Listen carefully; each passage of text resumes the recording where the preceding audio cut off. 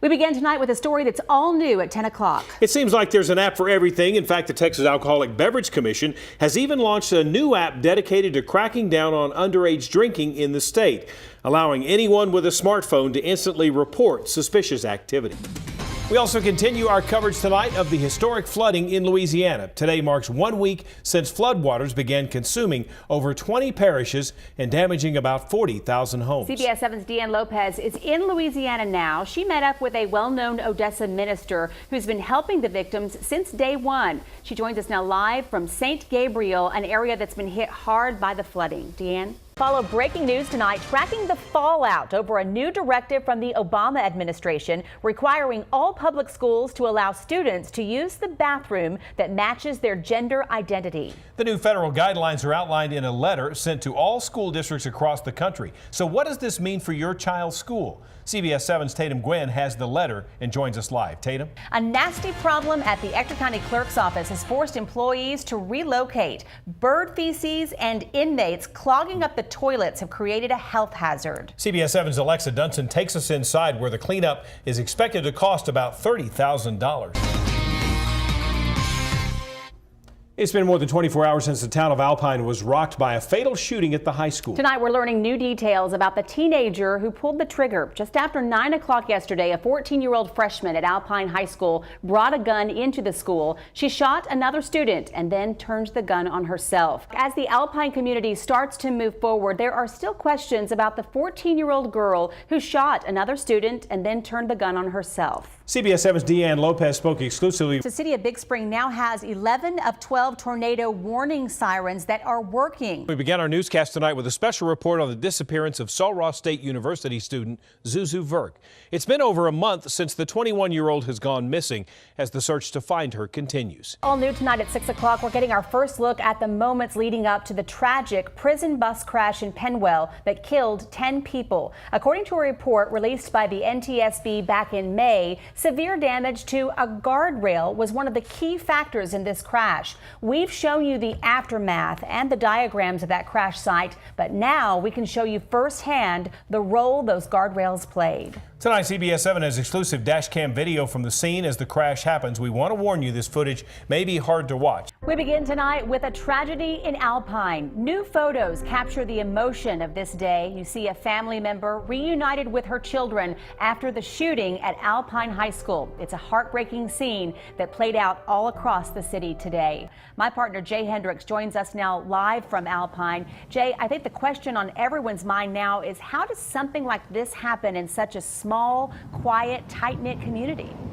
Tatum, I think up until today, that's a question that the police chief or the sheriff never had to answer. How could this happen in such a quiet town? They both say this is a quiet community and something like this shouldn't happen. Our top story tonight, an Odessa teen accused of murdering his parents may go to trial as soon as February. That's according to his attorney, Justin Lowe. However, before that trial happens, Lowe is requesting a separate jury trial to determine whether or not 17-year-old Gabe McDonald is competent enough to take the stand. The holidays are about giving, but what happens when you give someone something that already belongs to them? After a Vietnam veteran lost his cavalry ring years ago, the woman who found the ring has finally discovered his identity. CBS 7's Brianna Gallegos picks up the incredible story from there. Are these plea deals a slap on the wrist? Both district attorneys say sometimes victims aren't happy with the deal. Our first duty as prosecutors is to seek justice. For parents of middle schoolers and high schoolers who fear their children may be headed down the wrong path, the counselors here at Teen Challenge are ready to share their stories. Many of them have dealt with the same demons, and their prayer is that they can say something that would keep kids from making that bad decision. Only time can tell, but to tell the time, you must face reality. If you were to open up your medicine cabinet right now, chances are you would find either prescription pills or over-the-counter drugs inside. Now, ask yourself, what are the odds that your children know exactly where you have those medications stashed? CBS 7's Deanne Lopez sat down with a medical professional today in Midland who wants parents to know about a trend that has been going on for several years, and it's happening right here in the Permian Basin. So tonight, take a look at these photos. This is the man who investigators believe placed a skimming device on one of the the machines at First Convenience Bank ATM, which is inside the Walmart on JBS Parkway. My partner Jay Hendricks joins us now live at an ATM machine to show you what you should be watching out for. Jay, what can you tell us about ATMs and how skimmers are targeting those machines? Tatum, ATMs and gas pumps are said to be the favorite of the bad guys because they can get a skimmer on and off very quickly, and we all use them. And a lot of times we're not really paying attention. Most times we show up to a gas or to an ATM like this one, we slide our card in, we put our information in, we get our cash, and we leave, and we don't pay much attention to it. The experts say you need to watch for it and specifically focus in this area. This is where you would slide your card in. You need to check, see if that's loose. Also, sometimes there may be wires sticking out, and also look for a little small camera that may be placed over the keypad to see you putting your code in. From outside of Jordan Elementary, where the knife was found, he's looking closer at why the size of the knife played a big role in the felony charge. Jay?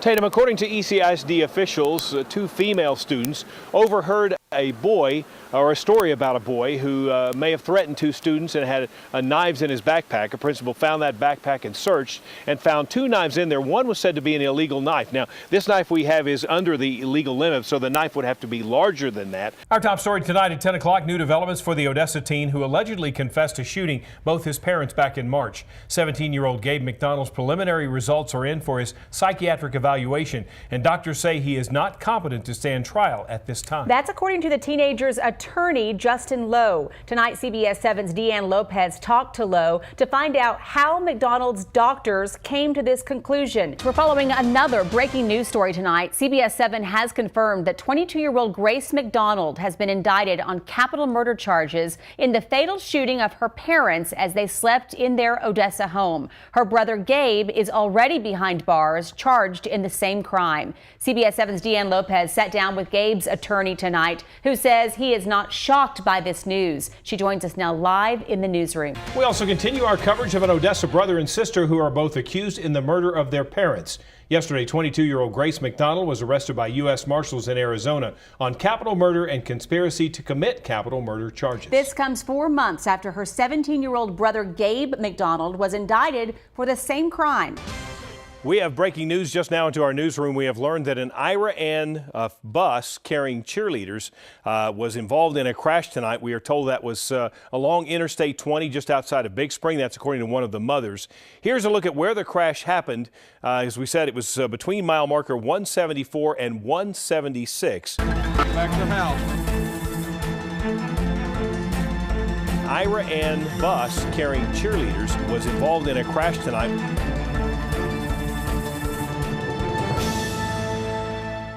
A night of celebration after a big playoff victory turned to devastation last night when a school bus carrying Ira Sheffield ISD students and faculty slammed into an 18-wheeler along Interstate 20 in Howard County. Within the last 30 minutes, CBS 7 has confirmed what many people had feared. According to Ira School Board President Margaret G. Holmes, a 52-year-old woman, Liz Castaneda Pope, the cheerleading sponsor, was killed in that crash last night. Welcome back. We continue our special Brave Strong. After the crash, that first day back in class was certainly an emotional one. We were there as one of the injured cheerleaders was welcomed back to Ira High School, and needless to say, it was filled with tears, hugs, and of course, lots of love.